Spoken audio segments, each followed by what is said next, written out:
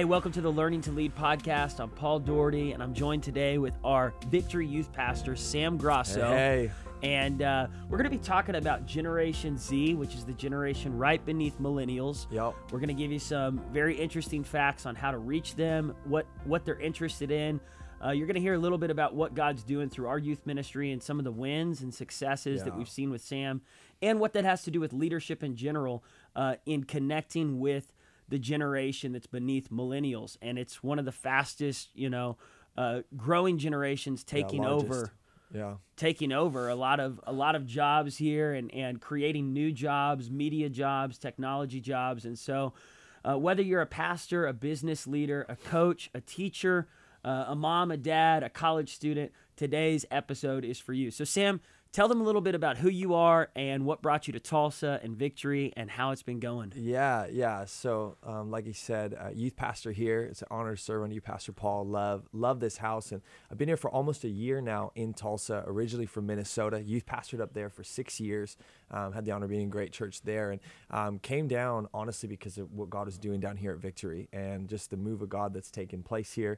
And it's been phenomenal. And for me, God really honestly called me back into youth ministry. I was on my way out looking at some other opportunities and had a wake-up moment, honestly, kayaking down a river. It was one of those moments where I'm flowing down the river, and when you get caught up and you're going downstream, and all of a sudden you have this moment where Jesus just met me in that boat, and we're paddling downstream.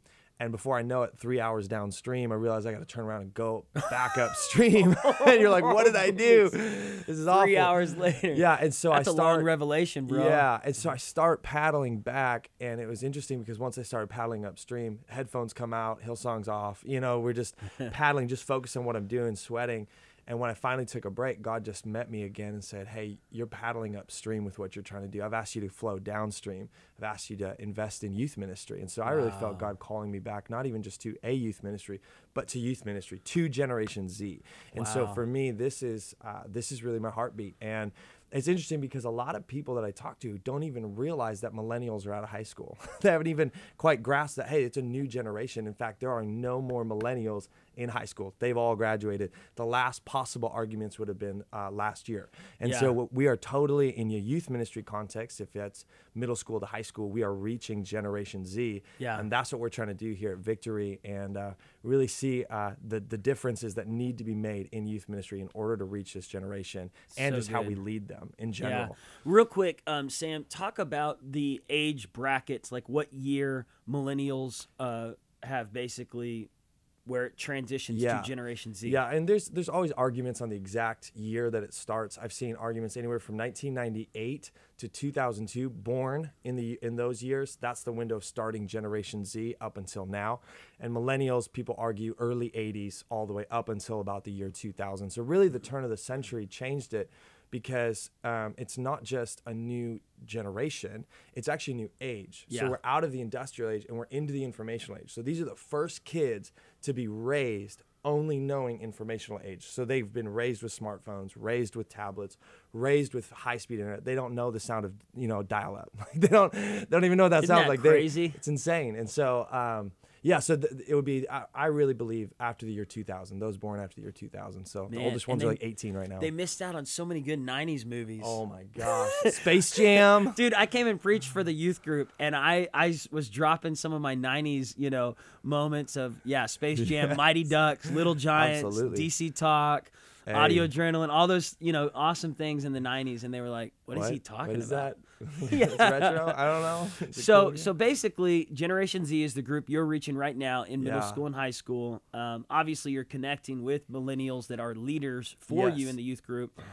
Talk about the differences between what you see millennial generation being and the Generation Y or Z. Yeah. Sorry, I keep getting mixed up with the letters. Yeah, well, you see, with millennials and even the industrial age model, it's all about I want to produce something, right? It's a production-based mentality. Like, how much can we produce? What can we accomplish? And so with millennials, it was a lot of, I want to come to an altar and I want to fix everything in a moment. I want to have this radical. I mean, I had those moments. Like, I want to go to Wednesday night. I want to go to youth group.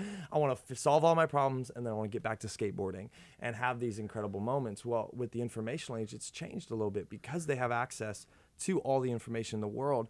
We've watched as they shift in how they engage. They engage more intellectually than just emotionally. It's a little less feeling based. They want to process and wrestle and work through the content to see if it's something that they want to believe. So if I just stand on a platform and say, because I'm a pastor, you need to listen to me, that's not good enough, because they say, that's great, you're a pastor, but I'm looking right now and a PhD actually sees things differently. They're Googling everything you're saying. Yeah, do you have a PhD, Pastor Sam? Because he does, and he's saying the opposite of what you are. And so realizing that. So they're one of the smartest generations.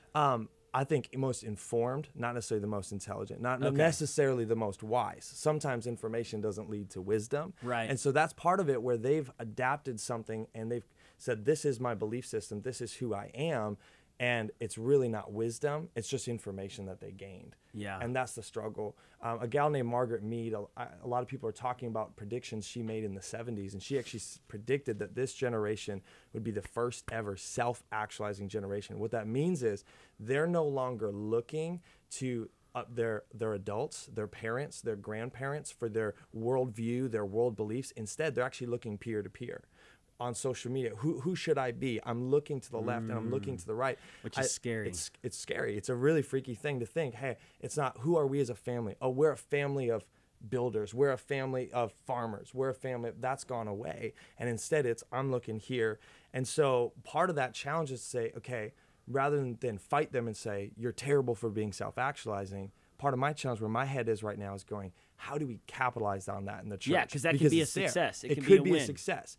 Because think about it, and if it's one of the first global generations, we actually have an opportunity for maybe one of the greatest revivals that's ever spread. Yeah. I mean, I'm in Honduras a few weeks ago preaching a youth rally, 600 kids. I'm asking the youth leaders, hey, where are they at on social media right now? Is it like Facebook? Is it a little behind? They're like, no. Like, they just gave up on Snapchat. They hate the new interface, so they're completely on Instagram. Well, that's right where my students are at. My students just gave up on Snapchat. I'm like, well, what about these movie references? Do they know? They're like, yeah, they know those movies. What are you talking about? Like, they looked at me like I was stupid. Like, so of the course. whole globe is on the same page. It's on the same page with this moving generation. So I think that's really good, really important. How do you, as a youth pastor, capitalize on that? There's a lot of youth ministries that are struggling, and I don't mean this in a boastful way, but Sam, like, Victory's youth is not struggling. It's growing. Yeah. You're connecting with teenagers. Yeah. Last night you had just a little over 300 teens on a regular Wednesday night. Yep. Not a big night. No big name speaker. No big band. That's kind of unheard of for a lot of youth groups. Even in churches the size of Victory, they're having a hard time connecting with teens and getting them to come back on a weekly basis. So share some of the wins on how you're building consistent growth, relationship, discipleship, and pulling that age group in. Well, I think that's amazing. And for me, I always want to start with why. I love that book, Simon Sinek, and I think that way because I know what I want the byproduct to end up being, right? We want community for these kids. We want to reach them for Jesus. We want to show them the power of God, all of these amazing things. But how do we do it? What's the why behind it? And really, what I noticed, my generation, and I was reached through relevancy.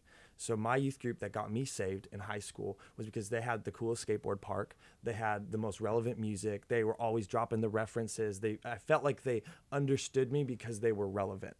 And what I found, though, is that relevancy is not strong enough to reach Generation Z. It's actually authenticity that wins. Authenticity eats relevancy for lunch. Because if I stand up there and I go on this rant about how much I love, like a Jaden Smith, who's a big-time rap artist right now, right? Will Smith's son. If I do that, and they know for a fact that I don't actually like him, and they can feel it. They're like, you don't really listen to him. You just listen to Hillsong half the time. If I try to be relevant just for the sake of relevancy, it doesn't land. And so they'd almost rather you tell them, I don't like this guy that you all like. Yeah, exactly. They're like, oh man, I can appreciate the authenticity. And I did that last night. We were talking about video games, and I just talked about how much I don't give a rip about Fortnite. Like, awesome, you all love Fortnite. Fortnite's so big in their world. But I'm like, I haven't played yet. And so I'm actually okay saying it, and they all laughed about it. Why? Because they'd rather me be authentic and real than pretend to like something for the sake of that. And so because in a world that's so fake and everybody's saying, hey, here's who I am on social media, and I'm actually afraid that maybe my real life won't match up with what I've created online because of that tension, you watch, their world is fake. So if you can be real and authentic and genuine and say, hey, I'm not perfect, I'm your pastor, here's a mistake that I've made, here's what I've walked through, they get so drawn into that because they're not used to it. And that's how you stand out. And ultimately, that's what Jesus did, right? So good. It was, and one thing on that, Sam, and we're going to get more into that. That's something that anyone can do. Yesterday, I was meeting with a group of pastors, and several of them were over the age of like 50 years old. And they were asking me, you know, is there a place for my age group to connect with your age group? Because there's all these new young pastors taking over churches. Yeah. And they say, where does 55 and older come into play with connecting with millennials and Generation Z? And I said what you said. I said, you don't have to wear skinny jeans. You don't have to know all the latest trends. You don't have to have, you know, the humor of Judah Smith or preach as fiery as Carl Lentz or whatever. If you are yourself and authentic, you're going to connect with that generation. So the authenticity, it opens the door for anyone to connect with Generation Z. That, like, I love what you said, that relevancy is not enough. It's authenticity that's taking, and that's why Brene Brown is connecting with our generation, 100%. Even though she's twice our age. She's connecting with 20s and 30s because she's saying, listen, the world is hungry for vulnerability, transparency. Tell them where you're struggling. Tell them how weak things are in your life. Don't put up a facade. That's what's going to connect with not just that generation. I think it's connecting with the entire world right now. Absolutely. People are hungry for it. Because it's what they're missing. It's what they're not seeing. And that's part of it for me. I think, especially like youth context, right? There's sort of this pressure that if my lights aren't cool enough, if my haze isn't cool enough, if I don't have the band that's just as good as Hillsong Young and Free, if I don't have all of these games and resources and a massive budget, that I can't pull it off. And I actually think we might be shifting to an age where that might actually hurt you if you have all that stuff, because it's this entertainment cycle that you create. And if they're gonna basically, right, they're gonna dance with who brought them, right? Yeah. And if what brought them is entertainment, they're gonna expect entertainment. And do you want to build the status quo that we will entertain you every single week? I don't, because I can't keep it up. We don't have a big enough budget. People probably look at us and think, oh, they've got it. No, we don't.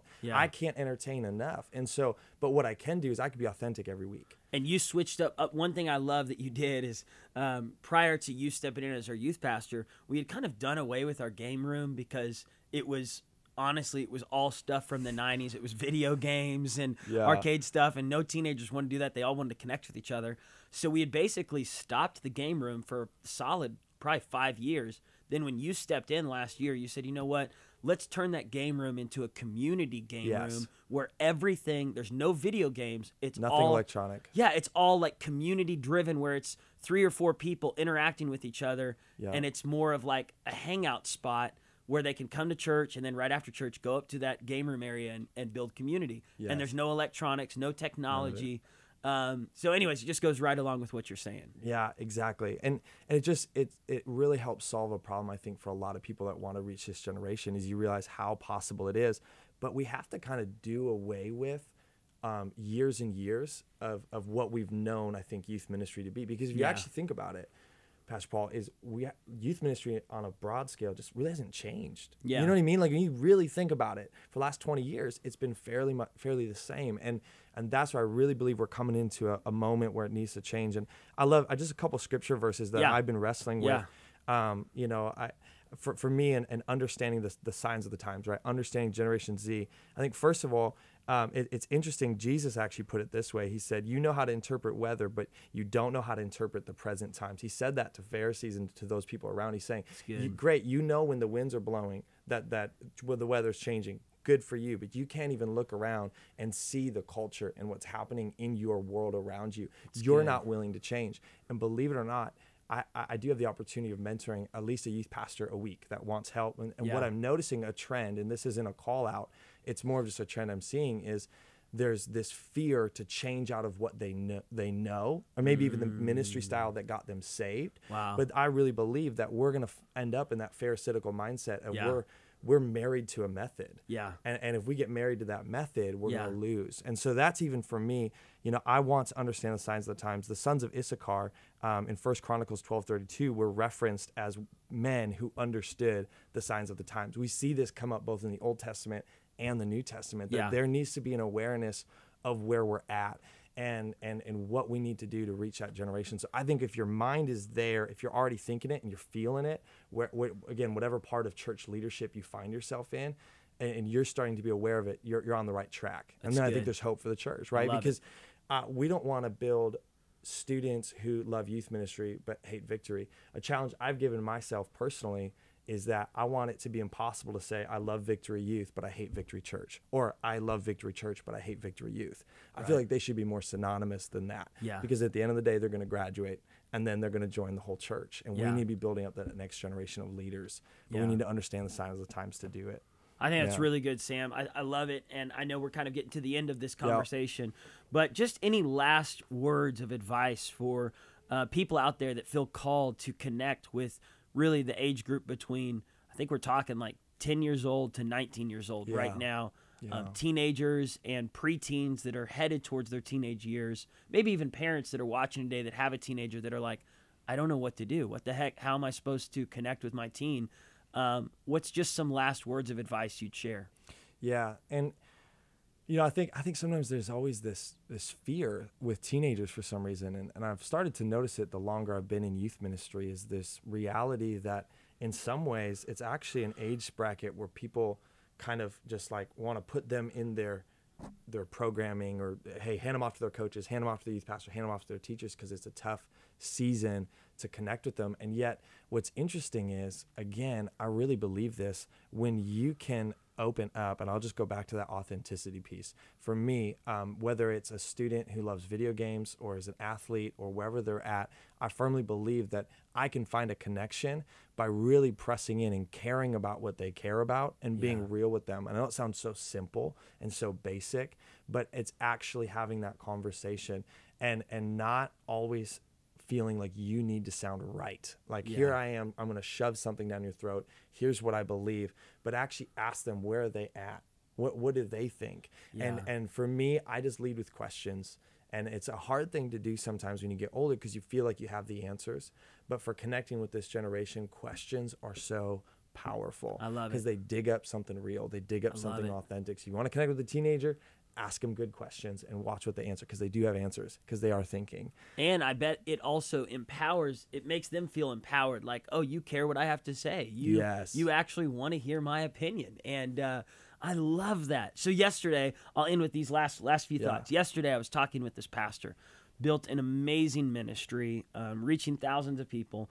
But he said, I made a mistake here. And he said, and I'm willing to share this publicly. He said, during all of the ministry activity I was doing, he said, I honestly wasn't around my kids during their teenage years. And he said, it wasn't until just like a year or two ago that I stepped back, and one of them's turning 20. And he said, God really checked me. Like, why did you pour all of your energy into the ministry?